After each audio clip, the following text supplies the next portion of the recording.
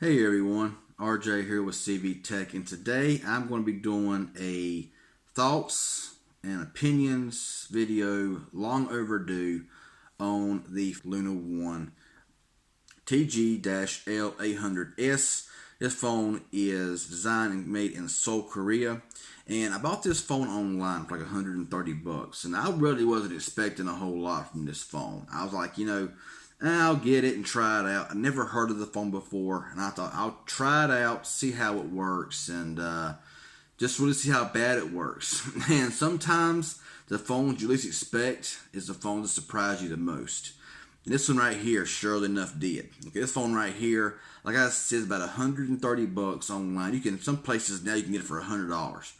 And 100 bucks, I'm telling you, won't, in my opinion, you will not find a better unlocked phone that gives you what this phone here gives you for $100. You ain't gonna find it. I mean, unless you're very, very lucky and get something better, something more high up for 100 bucks, brand new.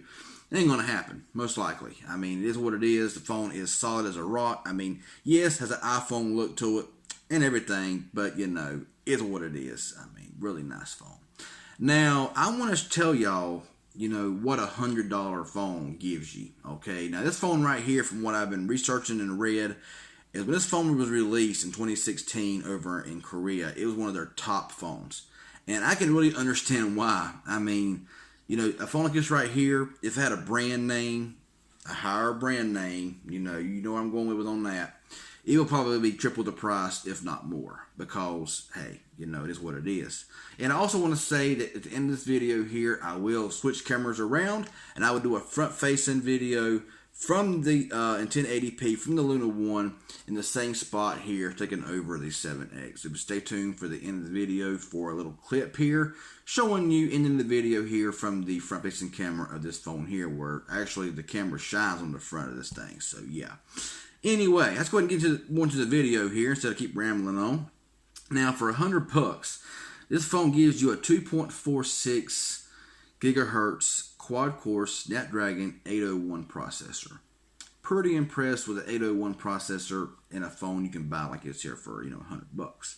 Go over here, see how the 5.5-inch display. Now the bezels, yes, the bezels are big on it. I know we live in an age now where the more bezelless, the better it is. It ain't so for everybody, but me, I care less. Bezels or no bezels, I'll use either one. No importance to me. But has a 5.5-inch display at full 1080. Full HD 1080, 1920 by 1080 with 403 pixels per inch. Okay, 403 pixels per inch in this phone. This thing is correct. That's pretty solid here, okay? This phone has 3 gigabytes of RAM. Solid enough. Don't really need any more than that. And kind of a downside here is the internal storage.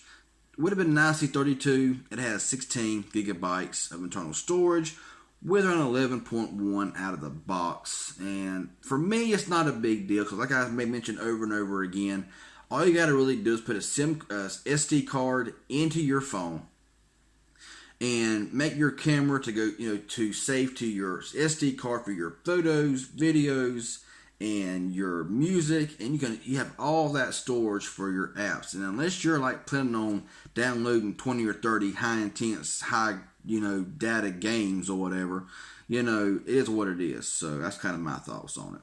I think it's got around a 3,000 milliamp hour battery. Not 100% sure. Don't really tell anywhere that I can remember seeing right now.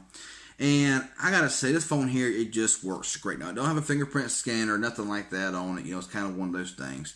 But the screen, like I said, the screen does look solid. The phone runs very well, very fluid, very fast. And I put this phone right here up against a lot of phones that I have.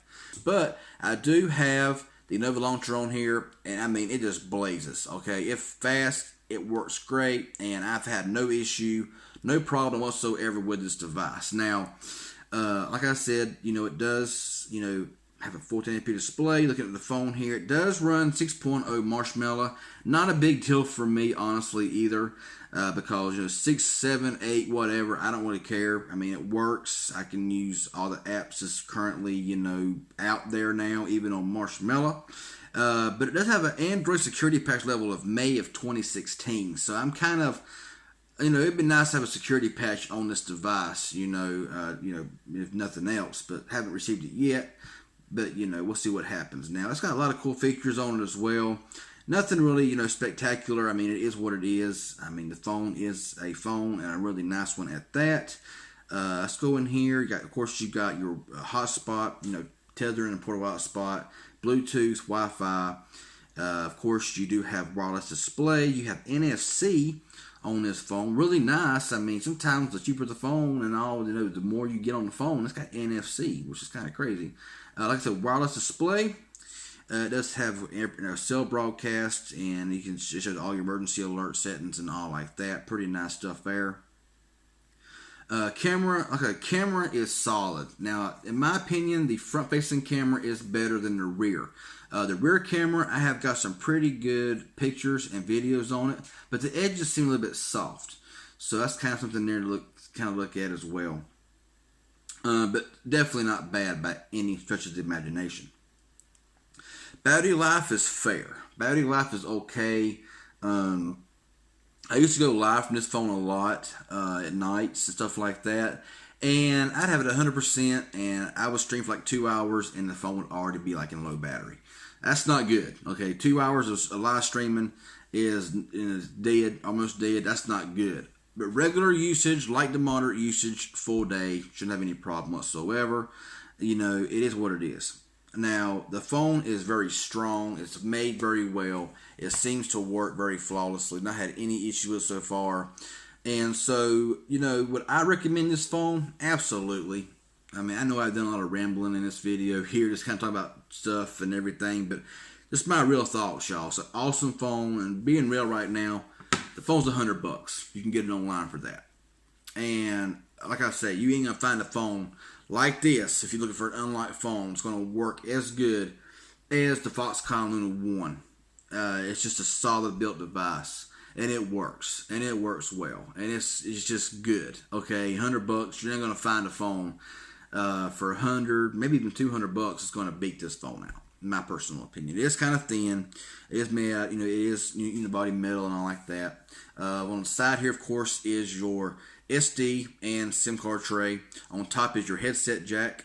On the bottom, of course, now it is a micro USB. Not a big deal for me, but it's what it is. One of them is a speaker, one's a microphone. So yeah, on the sides there, of course, is your power button and volume rocker. So being a lefty, it's kind of good to have it on the left side like that. And on the front, of course, is your receiver and camera and all that kind of good stuff. Now, what are some things about it that I don't like? Well, there's not many. And I'll go ahead and tell you one. The rear camera lens will scratch very easily. Looking at it here in the light, and I got numerous superficial scratches here on the back lens. I have no idea how it got there. But it got there, and it is scratched bad. Does it interfere with the picture quality? Not really. They're not really deep scratches, but they're there. And it must be made out of very cheap plastic or something, or very cheap metal or whatever it is. Because I mean, I even rock a case on here, and I kind of had to make an iPhone 6 Plus case work. And it kind of protects the camera, but it's got scratches like crazy. I have no idea how they got there. I would say another downside to this phone is, I would say, probably the battery. The battery is not the best in the world. It could have been better. Been nice to have a fingerprint scanner down here at the bottom in the front. Has enough room for that bezel down there to put a fingerprint scanner on it. Didn't happen. But other than that, I can't find nothing else wrong with it. I mean, the phone is just solid. So I'm going to turn the camera around right now, finish the video out with this phone right here, kind of showing you the difference in quality between the Honor 7X in full 1080 and the Foxconn Luna 1. Let's finish it out with this camera. Okay, y'all, so finishing up the video here with the front camera and full 1080 here on the Foxconn Luna 1. Looks pretty good on my end. It's on the same It's the same distance away as the Honor was. So let me know in the comment section below how you think this video quality is here under normal lighting on the front-facing camera in full 1080 compared to the Honor 7X. How the audio sounds compared to the Honor 7X, because the Honor 7X is like double the price of this phone right now. So this little first thoughts or thoughts and opinions video here was helpful and informative. There will be a full review coming up later on, with some camera tests and stuff like that, to kind of just show you how the phone actually does work. So if this was helpful and informative, hit that like button. Any questions you may have, leave it below. And subscribe to my channel if you haven't already. Hit that bell as well. That'd be really appreciated. Y'all have a good one, and thanks for watching.